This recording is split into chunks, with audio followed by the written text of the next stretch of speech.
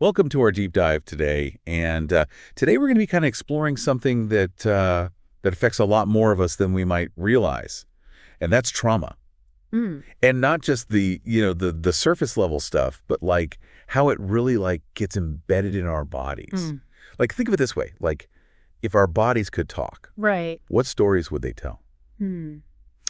And to get into this, we are going to be digging into excerpts from The Body Keeps the Score by Bessel van der Kolk to really kind of understand this. It's a fascinating book, packed with research, patient stories, and even van der Kolk's own experiences. And what we're aiming for in this deep dive is to go beyond just knowing trauma exists, but to really understand its ripple effects. Okay, ripple effects. I Yeah, like okay, that. yeah. So we're not just talking about individuals here, right? Right. Trauma doesn't stay isolated. It impacts families, communities, even future generations. Imagine a soldier returning home from combat. Oh, right. They might be battling invisible wounds like rage or feeling emotionally numb, and that affects everyone around them. Right. Their spouse, their kids, even their friends.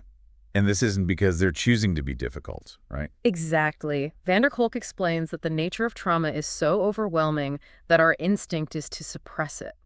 Mm. But that takes a huge amount of energy that could be going towards our relationships, our work, even just enjoying life. Yeah, it's like trying to hold a beach ball underwater. Right. It's exhausting. Yeah, I'm starting to see how this connects to the idea of the body keeping the score.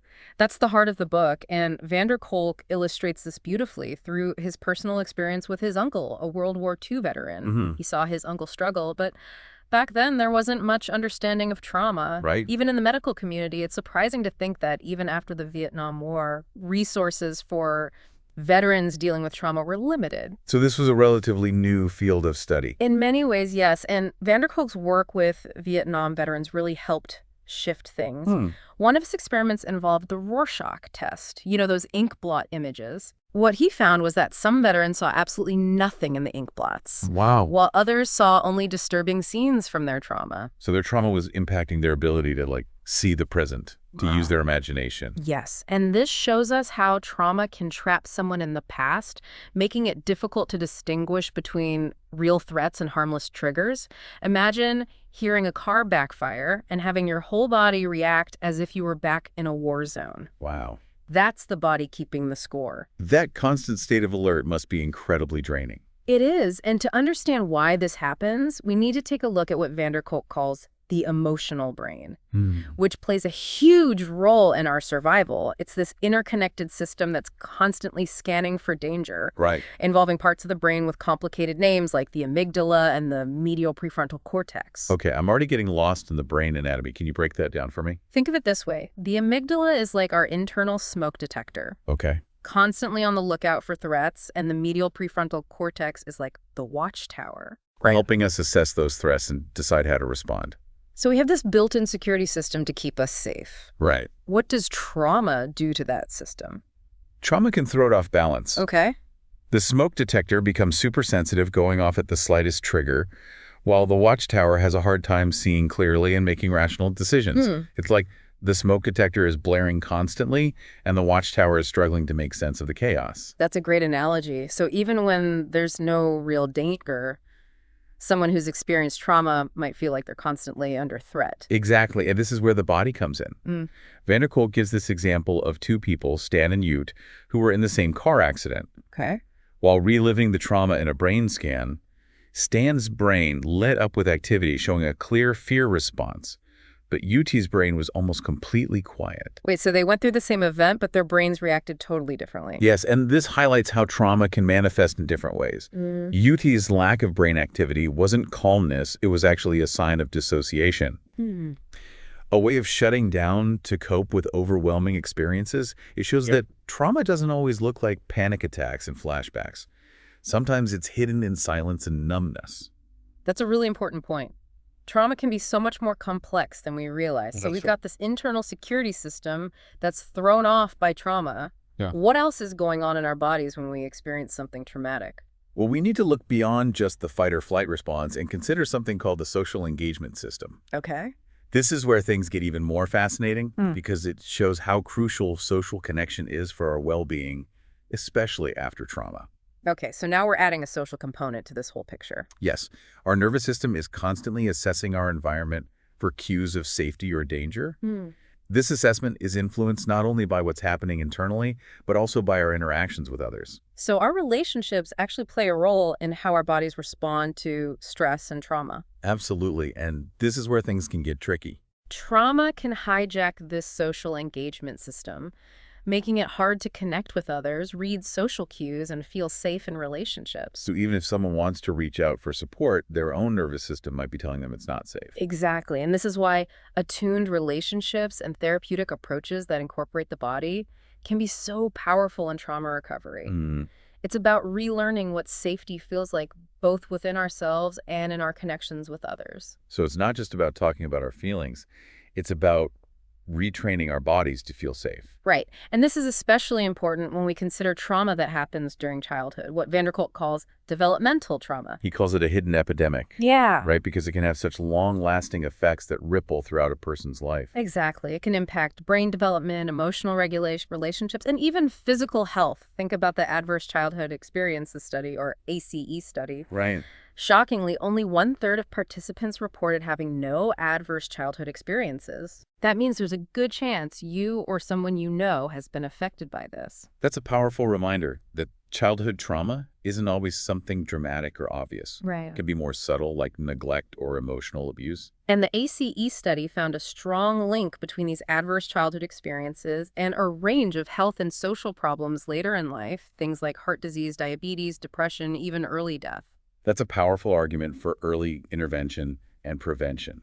If we can address trauma early on, we can potentially prevent a whole cascade of problems down the line. Absolutely. And when we talk about these long-term effects, we need to consider the complex relationship between memory and trauma. Van der Kolk introduces this concept of dissociative amnesia. Dissociative amnesia. It's basically where traumatic memories get blocked out. But here's the thing, even if the mind doesn't consciously remember the event, the body can still hold on to the trauma and it can still influence our behavior. He talks about a man named Julian who was triggered by a news article years later and suddenly remembered being abused by his priest as a child. It's a powerful example of how traumatic memories can resurface unexpectedly even decades later. It brings up the whole debate around repressed memory, which is a controversial topic. Right. But there's increasing evidence that trauma can be stored in the body and affect us even without conscious recollection. That makes me think of Nancy's story in the book, how something as simple as a surgical scrub suit could trigger intense flashbacks and emotions. Exactly. That's a powerful reminder that trauma can be embedded in sensory details, smells, sounds, textures. These details can act as potent triggers, bringing the past rushing back into the present, even if we don't consciously remember the event. This is also fascinating, but it's also pretty heavy stuff. It makes me wonder if trauma can have such a profound impact on our bodies and minds. What hope is there in recovery? That's a great question, and it's what we'll be exploring further in the next part of our deep dive. Perfect. I'm definitely ready to dive into the solutions and see what paths to recovery look like. Join us for part 2, where we'll explore how to reclaim ownership of our bodies and minds and start to heal those invisible wounds. Welcome back to our deep dive into The Body Keeps the Score, and we've been exploring the profound impact of trauma and, how it affects not only our minds, Right. but also our bodies, our relationships, and even our nervous systems. Right. Now let's turn our attention to the possibilities of healing. Yes, please. After that last part, I'm really ready to talk about solutions. Mm-hmm. It's clear that trauma can be incredibly complex. Yeah. But is it possible to truly recover? Absolutely. Van der Kolk's message is ultimately one of hope and resilience. Okay. He emphasizes that recovery is not about erasing the past, but about integrating it and learning to live fully in the present moment. Okay. It's about reclaiming ownership of your body and your mind, and that can involve exploring a range of approaches. So there's no one-size-fits-all solution. Exactly what works for one person might not work for another. And that's why Van der Kolk advocates for going beyond just traditional talk therapy and exploring a variety of modalities that address both the body and the mind. One that stood out to me was mindfulness. I've tried it before, but I never really connected it to trauma recovery. Mindfulness can be incredibly powerful. Yeah. It's about learning to observe our thoughts, feelings, and physical sensations without judgment. It's about creating space between the experience and our reaction to it. Imagine you're feeling overwhelmed by anxiety instead of getting swept away by that feeling. Right. Mindfulness allows you to step back and simply observe it, acknowledging it without judgment. So it's like creating a pause button. Exactly. And that pause, that space, gives us the opportunity to choose how we want to respond rather than just reacting automatically from a place of fear or overwhelm. That makes sense. I can see how that would be helpful for someone who's constantly on high alert from past trauma. It can be transformative. And then there's yoga. You mentioned you've done yoga before. Yeah, but more for exercise and flexibility. I never really thought about it as a trauma therapy. Yoga is so much more than just stretching and poses. It Yeah. can be a powerful tool for regulating the nervous system, reconnecting with the body, and cultivating a sense of safety. Remember our analogy of the smoke detector and the watchtower? Yeah, the overactive amygdala Yeah. and the struggling prefrontal cortex. Right. Well, yoga can help calm that smoke detector, Okay. while strengthening the watchtower's ability to see clearly and make rational decisions. It's about bringing the body and mind back into balance. Okay, that's starting to click for me now. It's not just about calming the mind, it's about calming the nervous system as a whole. Precisely. And there are other approaches like EMDR, eye movement desensitization, and reprocessing. Have you heard of that? I have, but I don't really understand how it works. It's a fascinating therapy that helps people process traumatic memories in a safe and controlled environment. One component involves following the therapist's fingers with your eyes while focusing on the traumatic memory. So it's about reprocessing those difficult memories, but in a way that feels safe and manageable. Exactly. And it can be incredibly effective for reducing the intensity of flashbacks and emotional distress. Then there's neurofeedback, which sounds almost futuristic. Yeah, that one really caught my attention. It's basically brain training. Okay. You learn to regulate your brain waves, which can lead to improvements in focus, emotional control, and even sleep. And how does this connect to trauma recovery? Well, trauma often disrupts brainwave patterns, leading to the very symptoms we've been talking about: hypervigilance, anxiety, difficulty concentrating, and sleep problems. Right.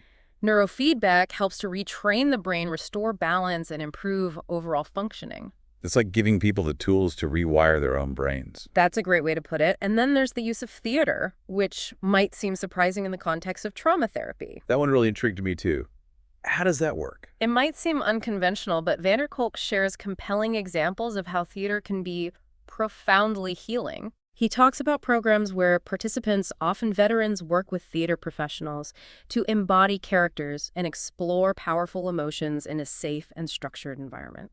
So it's not about putting on a play, it's about using the creative process as a way to work through trauma. Exactly. It can help people find a new language for expressing what words often fail to capture. Right. It allows them to reconnect with their bodies, find their voice, and step into a sense of agency and empowerment.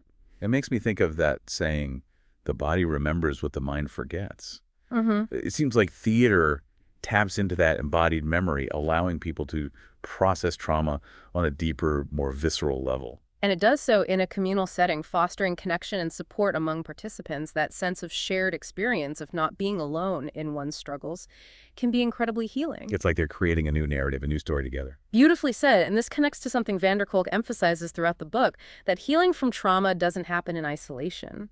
It happens in the context of relationships. That makes sense. We're social creatures, after all. We need connection to thrive. Exactly. He talks about the importance of rebuilding connection, of finding safety in community, whether it's through support groups, veterans organizations, or simply spending time with loved ones feeling connected is essential for recovery. It reminds me of those veterans groups he described, how they found solace and strength in sharing their experiences with others who understood what they'd been through. It's a powerful reminder that we're not meant to heal alone. Shared experiences, rituals, and collective rhythm can all foster connection and resilience. He even draws parallels to traditional healing practices from around the world, drumming circles, chanting, communal dance. It seems like we've lost touch with some of these ancient ways of healing in our modern world. We have in many ways, but there's a growing movement to reclaim these practices and recognize their power to regulate our nervous systems and create a sense of belonging. So we've covered a lot of ground here. We've talked about the far-reaching effects of trauma, but also about the possibilities for healing.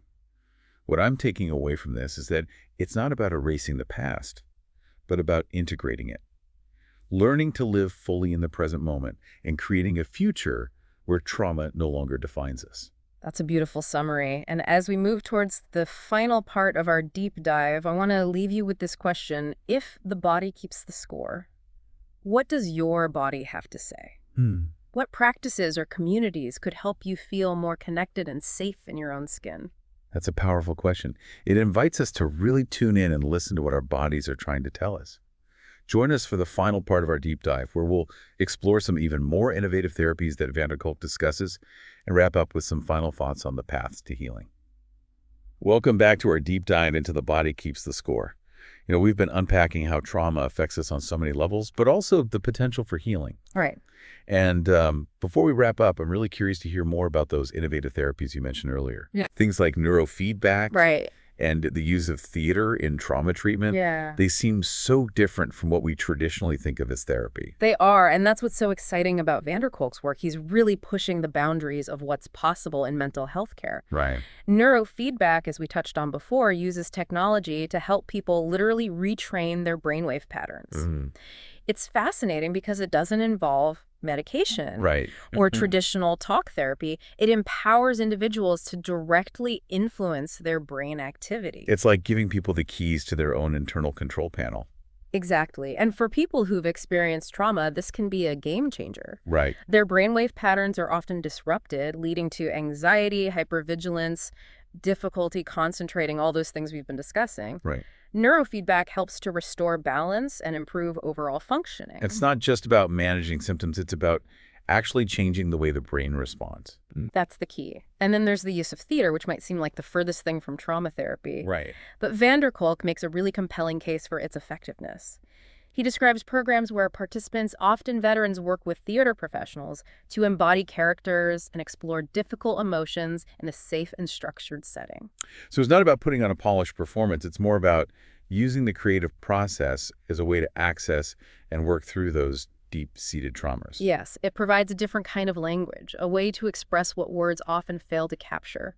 He talks about how theater can help people reconnect with their bodies, find their voice, and step into a sense of agency, things that trauma can often take away. It makes me think of that saying, the body remembers what the mind forgets. It seems like theater taps into that embodied memory, allowing people to work through trauma on a deeper, more visceral level. And it's not just individual work. It happens in a group setting, which fosters connection and support among participants. That sense of shared experience of not being alone can be incredibly healing. It seems like it also taps into the power of ritual and rhythm, something van der Kolk highlights in his discussion of traditional healing practices. You're right. He talks about how ancient cultures have long used drumming, chanting, communal dance. These practices that engage the body and create a sense of connection theater, in a way, offers a modern take on these practices, creating a container for healing through storytelling and embodied expression. This has been such an incredible deep dive. The Body Keeps the Score is a challenging book, but it's also so hopeful. It reminds us that even in the face of the most difficult experiences, there's potential for healing and transformation. It's been a privilege to explore this with you. It really highlights the resilience of the human spirit. Recovery isn't about erasing the past. It's about learning to live fully in the present moment and creating a future where trauma no longer defines us. And that future starts with awareness, with understanding how trauma affects us, and recognizing the many paths to healing. If there's one thing I hope our listeners take away from this deep dive, is that they're not alone. Yes, and that there's hope. There are so many resources available and so many different approaches to healing. I encourage everyone to keep exploring, to read the book, to delve into the resources mentioned, and most importantly, to listen to their own bodies. Our bodies are always telling us a story. It's up to us to listen.